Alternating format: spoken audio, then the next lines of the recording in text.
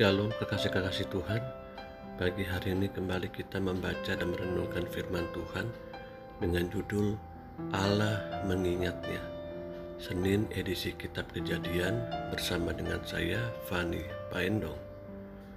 Kejadian pasal 19 ayat 1 sampai 29. Kedua malaikat itu tiba di Sodom pada waktu petang, lalu sedang duduk di pintu gerbang Sodom, dan ketika melihat mereka, bangunlah ia menyongsong mereka, lalu sujud dengan mukanya sampai ke tanah, serta berkata, "Tuan, Tuan, silakanlah singgah ke rumah hambamu ini. Bermalamlah di sini dan basuhlah kakimu. Maka besok pagi tuan-tuan boleh melanjutkan perjalanannya." Jawab mereka, "Tidak, kami akan bermalam di tanah lapang."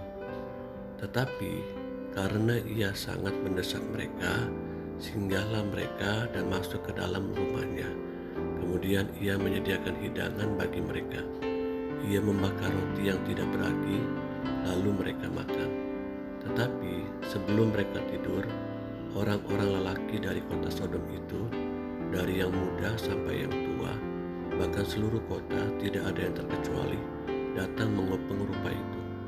Mereka berseru kepada Lot, "Di manakah orang-orang yang datang kepadamu malam ini? Bawalah mereka keluar kepada kami, supaya kami pakai." Lalu keluarlah Lot menemui mereka ke depan pintu, tetapi pintu ditutupnya di belakangnya, dan ia berkata, "Saudara-saudaraku, janganlah kiranya berbuat jahat. Kamu tahu aku mempunyai 2 orang anak perempuan yang belum pernah dijamah laki-laki. Baiklah mereka kubawa keluar kepadamu. Perbuatlah kepada mereka seperti yang kamu pandang baik. Hanya janganlah kamu apa-apakan orang-orang ini, sebab mereka memang datang untuk berlindung di dalam rumahku." Tetapi mereka berkata, "Nyahlah," lagi kata mereka, "orang ini datang ke sini sebagai orang asing, dan dia mau menjadi hakim atas kita. Sekarang kami akan menganiaya engkau lebih daripada kedua orang itu." Lalu mereka mendesak orang itu, yaitu Lot, dengan keras, dan mereka mendekat untuk menobrak pintu. Tetapi kedua orang itu mengulurkan tangannya, menarik Lot masuk ke dalam rumah, lalu menutup pintu. Dan mereka membutakan mata orang-orang yang di depan pintu rumah itu, dari yang kecil sampai yang besar, sehingga percumalah orang-orang itu mencari-cari pintu. Lalu kedua orang itu berkata kepada Lot, "Siapakah kaummu yang ada di sini lagi? Menantu atau anakmu laki-laki, anakmu perempuan, atau siapa saja kaummu di kota ini? Bawalah mereka keluar dari tempat ini, sebab kami akan memusnahkan tempat ini, karena banyak keluh kesah orang tentang kota ini di hadapan Tuhan. Sebab itulah Tuhan mengutus kami untuk memusnahkannya." Keluarlah Lot lalu berbicara dengan kedua bakal menantunya yang akan kawin dengan kedua anaknya perempuan.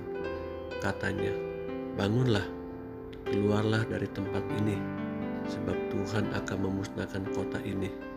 Tetapi ia dipandang oleh kedua bakal menantunya itu sebagai orang yang berolok-olok saja. Ketika fajar telah menyingsing, kedua malaikat itu mendesak Lot supaya bersegera. Katanya, "Bangunlah, bawalah istrimu dan kedua anakmu yang ada di sini, supaya engkau jangan mati lenyap karena kedurjanaan kota ini."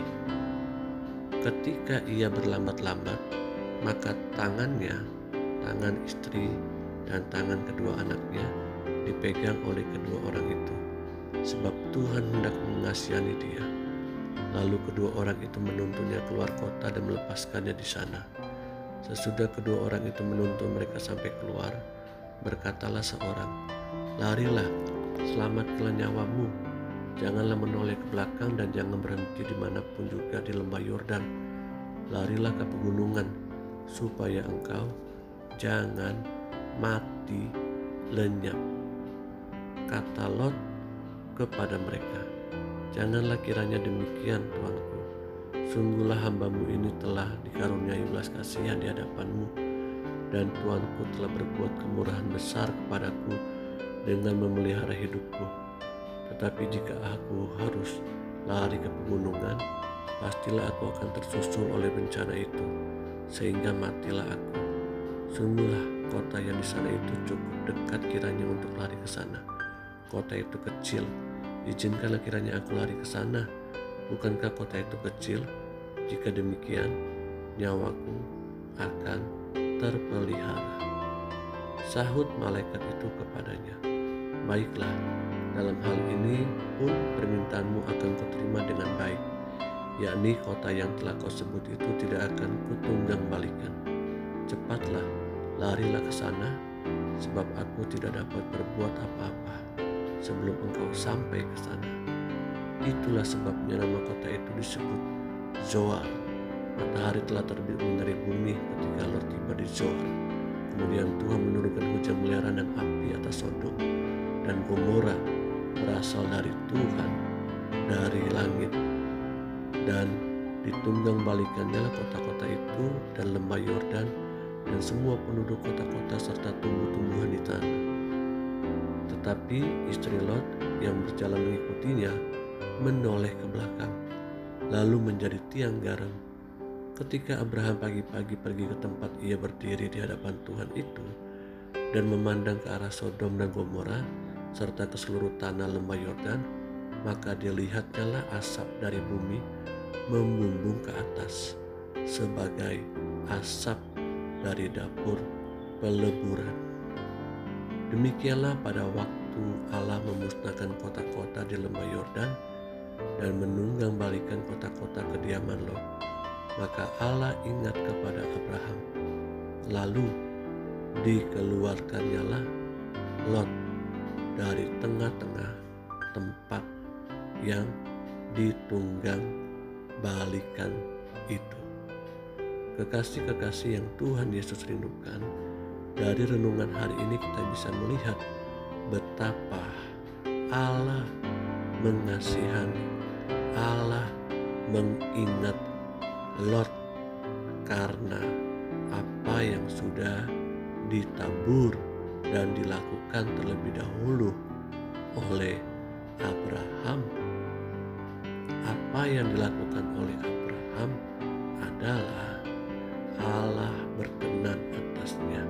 Allah sudah terlebih dahulu berjanji bahwa Abraham akan buat banyak keturunannya. Hari ini kita mau belajar betapa pentingnya untuk kita memperhatikan hidup kita. Apa yang sementara kita tabur hari-hari ini. Saya percaya tabur kebaikan kita akan menuai kebaikan, dan Allah mengingatnya itu menjadi sebuah kebenaran berkat bagi anak cucu kita. Haleluya. Amin.